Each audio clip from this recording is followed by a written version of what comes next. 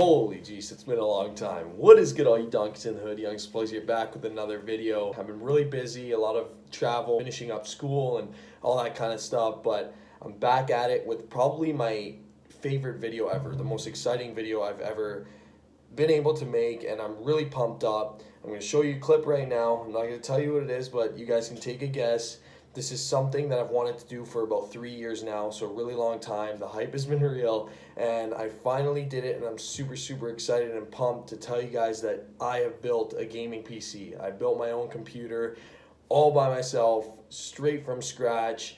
I had a little bit of help from YouTube itself, looking up videos, trying to figure it out, but I've been studying this for like 3 years now, and I tackled it myself, and there were a lot of positives and negatives to this, but I learned a lot. It works like a charm. I edited this video on it actually, and I've been playing games on it, and I want to tell you guys about why I think that everyone should build one if you're interested in this kind of thing. If you guys are interested in computers and you want to, like, go right ahead and try it. Go right ahead and do it. I hope you enjoyed this video. Let's get right to it. Before I go a little bit further, this background and where I am right now is a little bit odd, a big difference from where I was making videos before, but I'm home now. I'm in Canada. I was at school before, and so I have no room for this computer anywhere upstairs in my room in the office, and this is like the safest area where no one's gonna like make it fall over or something. Like, I'm telling you, like, there's just not enough space upstairs. This is where it is. I cover it up. Actually, that wasn't just for the video. I covered it up because I don't want dust to get on it and stuff like that down here in the basement. Obviously, there's like some renovations going on,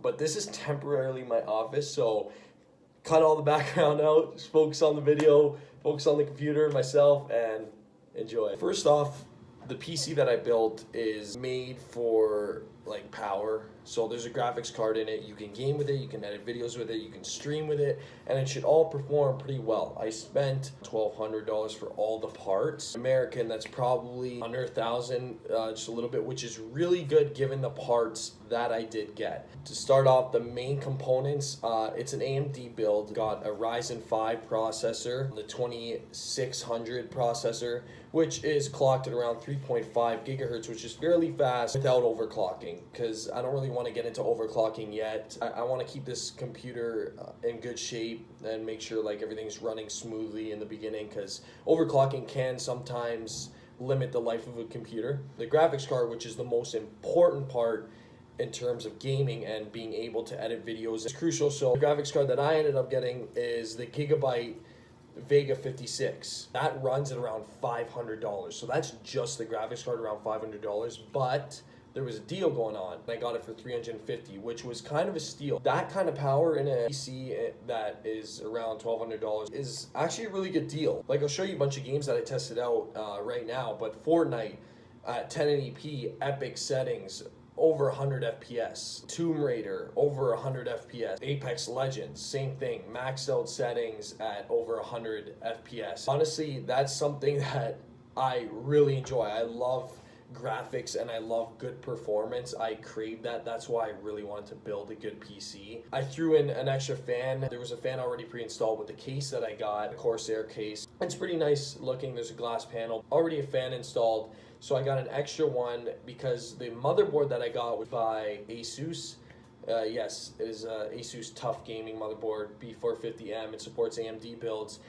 It only has 2 fan slots, which was kind of a bummer. Got 2 extra fans, intending to put a total of 3 fans in my build, but my motherboard only holds 2 fan slots. It only has that on the motherboard. I was a little bit disappointed because I got a red fan. It like glows red when it spins, which is kind of cool, and I just wanted to make it really nice looking and make sure it keeps cool, right? So if I do intend to overclock, I got to make sure that the processor and the motherboard and the graphics card are all at a good temperature, that it doesn't overheat. It's my first time. I didn't do the best at cable managing.